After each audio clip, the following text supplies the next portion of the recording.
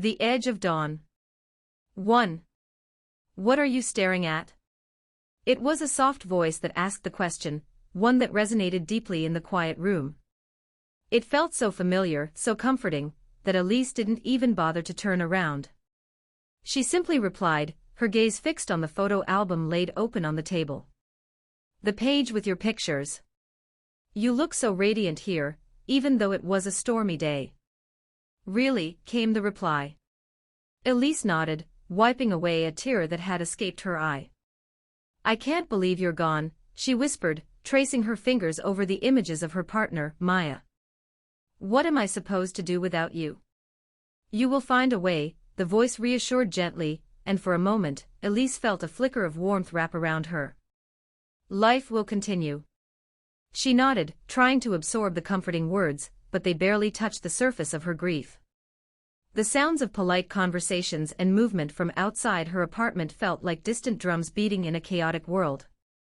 Inside, she was cocooned in a bubble of memories, staring at Maya's contagious smile frozen in time. The moment was shattered as she recalled the painful memories, the last moments spent by Maya's hospital bedside, the machines beeping a final farewell. It was a battle neither of them had been prepared for, it had drained the joy from her heart. The tears flowed freely for a moment, and then she steadied herself, smoothing the album shut. What are you staring at? The voice echoed again. The familiarity sent a shiver down her spine. She whipped around and for a breathless second, it felt like Maya sat beside her, warm and vibrant, only to dissolve before her eyes like mist, a sorrowful smile on her lips. 2. Don't settle in too quickly. The words came from a gleaming figure whose presence filled the lively bar with an electric charge.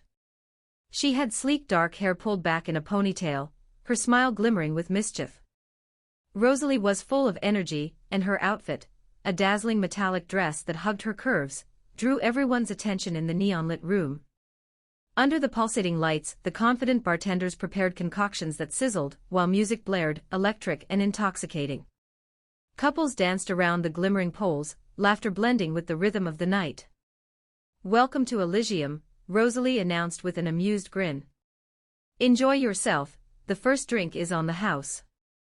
The newcomers cheered, their spirits buoyed by her charisma. Just a warning, though, don't settle in too quickly. This is just the prelude. With a playful wink, her glamorous stature turned, and she vanished through a curtain, laughter bubbling behind her. As the new arrivals reveled in the energy of the night, Rosalie's dazzling face faded, and another layer of the reality dropped. The air thickened and whispers surged behind the curtain, where shadows of the past lingered, watching, waiting. 3. I remember your voice. The trembling voice came from a frail woman wrapped in a tattered shawl. Olivia could feel her heart constrict as she looked into the elderly woman's deep-set eyes. It feels like yesterday, she murmured, memories spilling into the air like fragile leaves carried by the wind. Oh, my dear, the woman croaked, her voice cracking. You were once so filled with life, so open to the world, so full of laughter. Olivia watched as tears shimmered on the woman's weathered cheeks. Remember when we would dance in the fields, surrounded by wildflowers? You wanted to fly, to feel the wings of freedom. A tear rolled down her cheek, and she caught the woman's gaze. They were strangers, yet a flicker of recognition shimmered between them. Together we had dreams, Olivia continued softly. But life took its toll, and I couldn't escape the shadows that closed in on me. They didn't see our love, they didn't understand, the old woman lamented, her voice a melancholic echo. I lost them all when they forced me to forget. I wonder what happened to those dreams.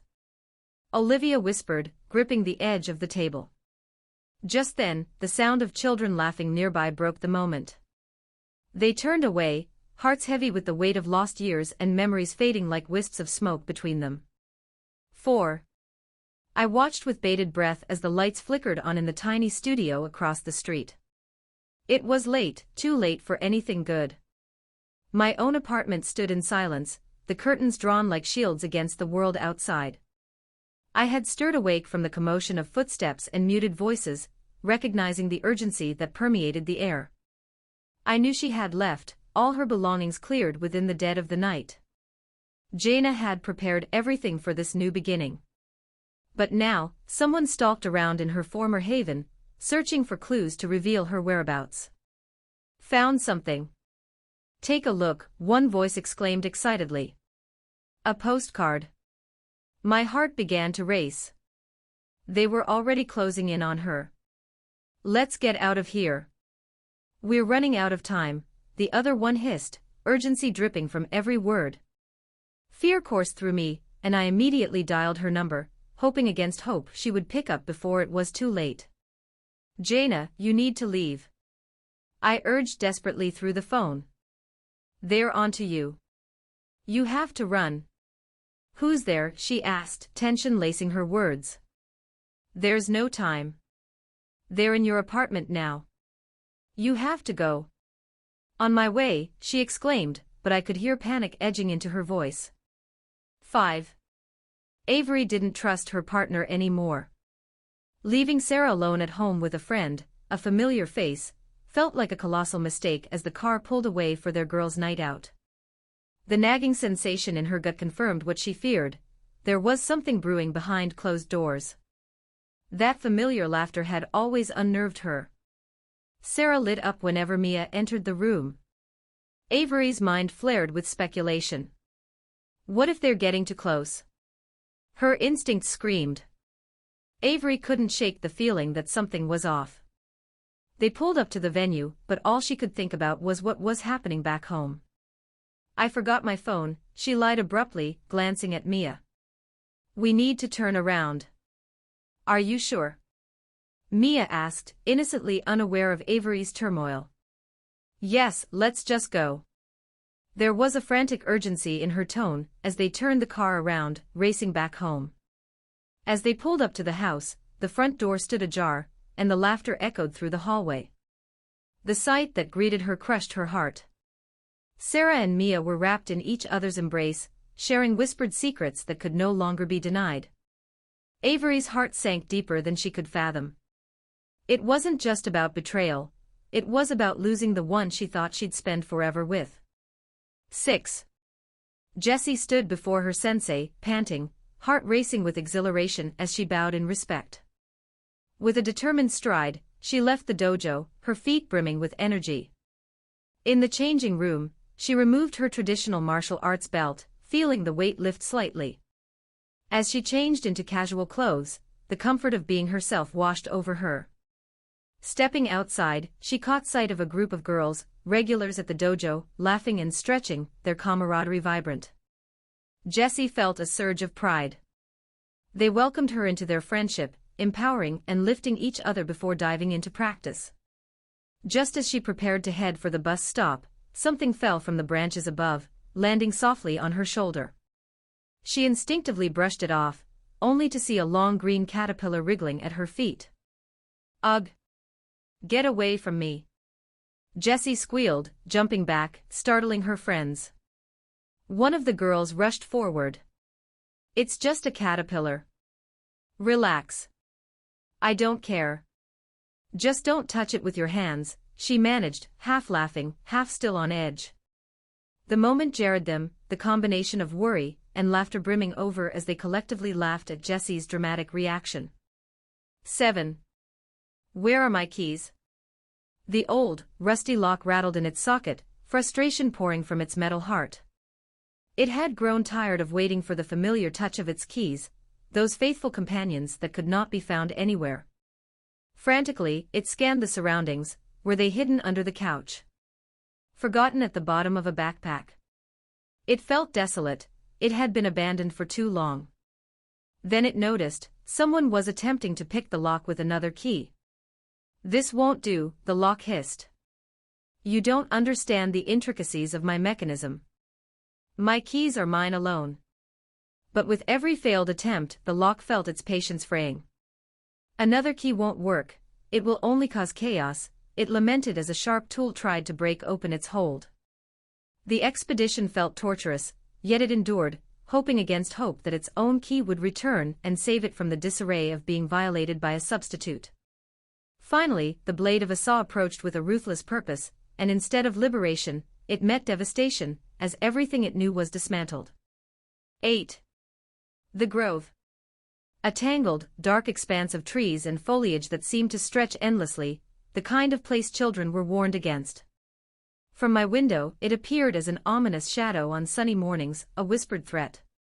Selina, my next-door neighbor, often stared at it for long moments before looking away, shivering at its dark allure. Then, one day, a small flash of movement caught my eye. A stray tabby cat, whom Selina had named Trixie, slipped through the gap in our fence, her fur shining in the sunlight. She'd become an unusual companion, demanding food at my door and accepting affection with a graceful grace only found in the wild. "Where do you come from?" I mused aloud, watching Trixie demolish her meal. "She's not a stray," Selina commented, a hint of admiration in her voice. "I've seen her before, the grove is her home." I turned to Selina in surprise. "What do you mean?" "Stories circulate. They say she's a guardian of the grove, watching over its secrets." As a gust of wind ruffled Trixie's fur, I felt the whispers of the trees in that very moment, a melody of wonder surrounding us both. 9. It was a vibrant night in early summer, and Chloe was succumbing to the atmosphere as she twirled on the cobbled streets with her friends. Dressed in a flowing sundress that danced with every movement, she felt light, buoyant even. The music sang from neighboring cafes, and laughter painted the town with vivid colors. Her friends were playing pranks on each other, and at the center of the circle stood Chloe, whose eyes sparkled with mischievous delight. "Now for the countdown," one of them shouted, and they fell into laughter. Chloe felt a tug at her heart, the anticipation palpable. But in the corner of her vision, she caught sight of a pair of solemn eyes watching her from the far end of the street. A chill ran down her spine as she turned away, swiping the dark presence out of her mind. They were reminiscing about days gone by, about carefree love stories beneath the stars, and Chloe tried to let herself revel in the moments of joy. Yet the shadows grew deeper, and as her laughter mingled with others, the specter of the past lingered at the edge of her mind, a reminder that not every story ended happily. 10. Elena and I shared ice cream on the patio as the sun dipped below the horizon, painting the sky in hues of pink and gold. We were around 10, carefree and vibrant, reveling in summers filled with laughter. "Do you remember the time you fell into the pool?" she giggled, her blue eyes sparkling with delight. "Yes." I laughed, the memory flooding back. "You pushed me." "Only a little," she exclaimed, her laughter intertwining with my own. "Promise me you'll always be there," I said suddenly. "No matter what." "Of course I promise," she whispered, sealing it with a sweet smile. As the day turned into night, a hush fell over the world, but in our hearts, the promise felt eternal and untouchable. Years later, as life took us on separate paths, I often thought back to that moment on the patio. Elena had always been a light, a guiding star that reminded me of laughter, friendship, and the bonds we forged, even when the memories began to fade into the twilight of our lives. 11. Years had passed since that summer evening, yet the warmth of those memories lingered in my heart like a cherished melody. Elena and I had navigated our own paths, life took us to different cities, new friendships, and inevitably, new love. However, the bond we forged during those carefree days remained a constant whisper in the background of our lives. I was now living in a vibrant neighborhood of Seattle, where street art flourished, and cafes lined the sidewalks like colorful confetti. The city was alive, pulsing with creativity and a sense of community. I often wandered through the parks, the laughter and joy of people around me enveloping me in a comforting embrace. There were moments when I found myself reflecting on Elena, recalling her infectious laughter, her fierce spirit, and despite the years that had slipped by, I could still feel her presence. One sunny Saturday afternoon, I stepped into a little bookstore cafe with a charming ambience. The inviting aroma of freshly brewed coffee wafted through the air, pulling me in. As I settled into a cozy corner with a book, the familiar sound of laughter echoed from the doorway. "Claire. Is that you?" My heart jumped and I glanced up, blinking in disbelief. It was Elena, standing there as if all those years had melted away. She looked just as radiant as I remembered, her laughter filling the room like sunshine breaking through clouds. Elena?" I stammered, barely believing my eyes.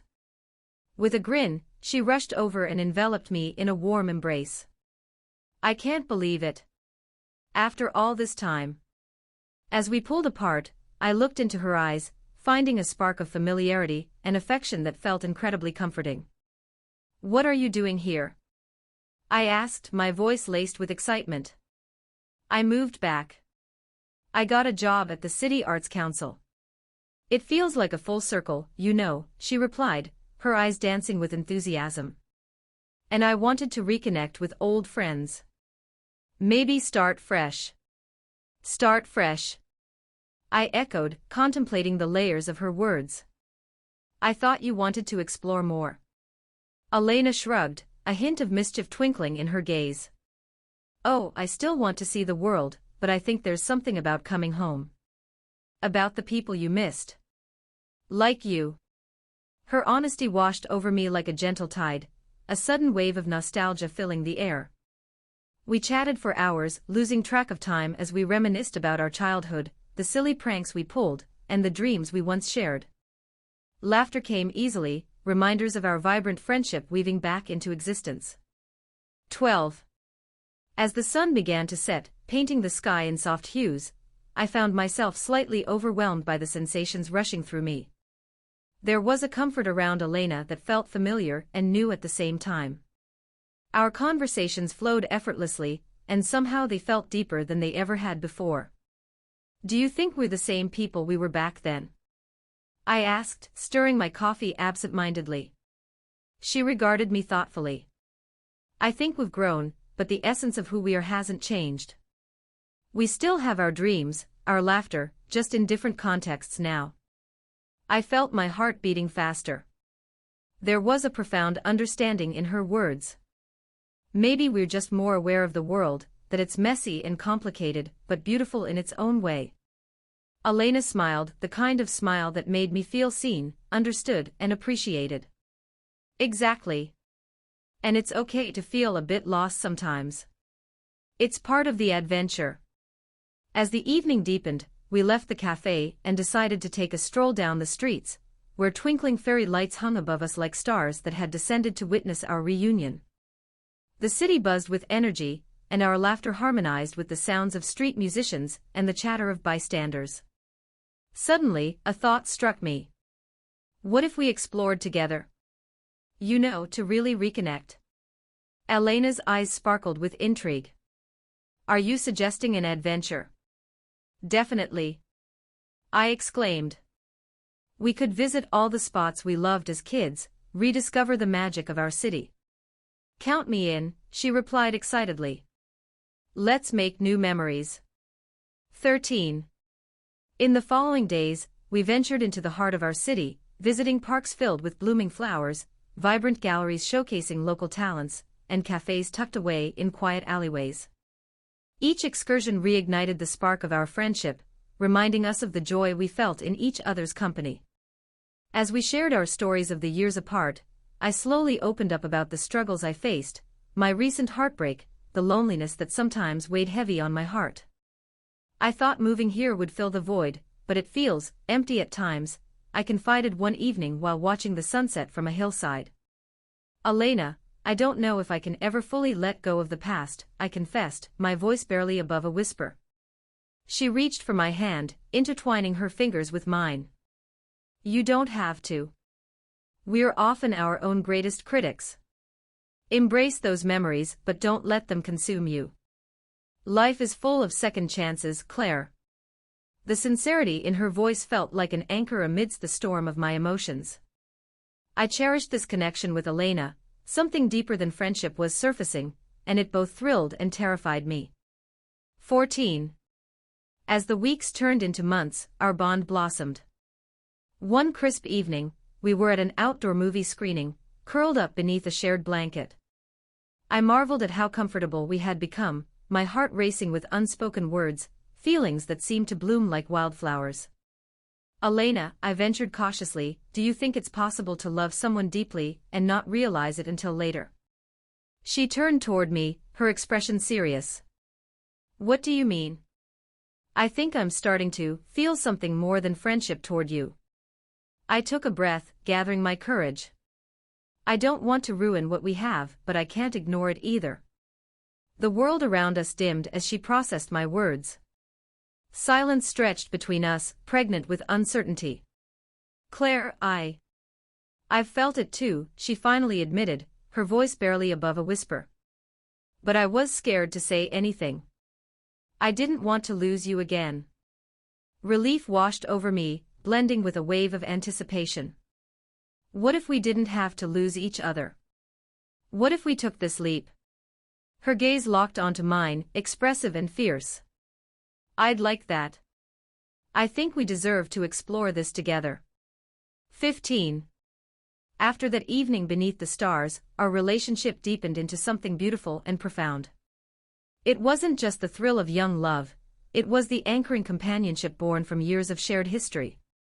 Every date felt like an adventure, every stolen moment together an affirmation of the path we were choosing. As spring turned into summer, we spent long evenings wandering through galleries, attending lively concerts and picnic in the park. Other friends began to notice the shift between us, envious glances came our way, and supportive words bubbled up like warm laughter. You both radiate happiness when you're together, one friend remarked during a weekend brunch. It made us smile, but mostly it felt like a reassurance that we were following our hearts. One weekend, after a particularly enchanting day at the waterfront, we returned home, both breathless from laughter and joy. Can you imagine if we hadn't reconnected? I mused, my heart swelling with gratitude for her presence in my life. Elena grinned, her eyes sparkling. It's like the universe conspired just to bring us back together. It was meant to be. And in her gaze, I saw the future glittering brightly, a future where we would stand together, facing whatever challenges lay ahead, hand in hand, each step echoing with the promise of love, understanding, and infinite possibility. Feel free to let me know if you'd like more details or wish to continue exploring the characters and their journey. 16. As the summer sun began to fade, signaling the arrival of autumn, Elena and I found ourselves on a pivotal evening, a night that shimmered with promises and unspoken dreams. We were seated on the balcony of my apartment, a cozy array of fairy lights twinkling above us, casting a warm glow that matched the tenderness in our hearts. With a gentle breeze rustling the leaves, I turned to her, my pulse quickening. Elena, things have changed so much since you came back into my life, I began, my voice softly breaking the stillness. You've made everything feel different, brighter, fuller. She reached over and intertwined her fingers with mine, her touch igniting a familiar warmth. I feel the same way, Claire. Reconnecting with you was like finding a part of myself that had been missing. The words hung in the air, thick with the weight of our shared history and the promise of the future. I looked deep into her eyes, the vulnerability we shared wrapping around us like a warm blanket, inviting. Do you think we're ready for this?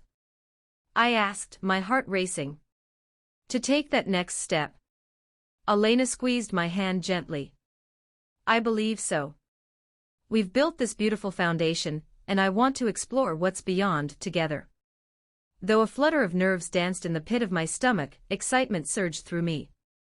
Then let's embrace it completely, I declared, determination warming my tone.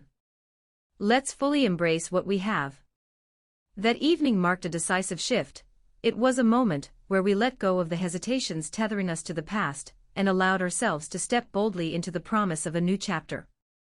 The barriers dissolved, revealing the uncharted territory of love, honest and unapologetic. 17.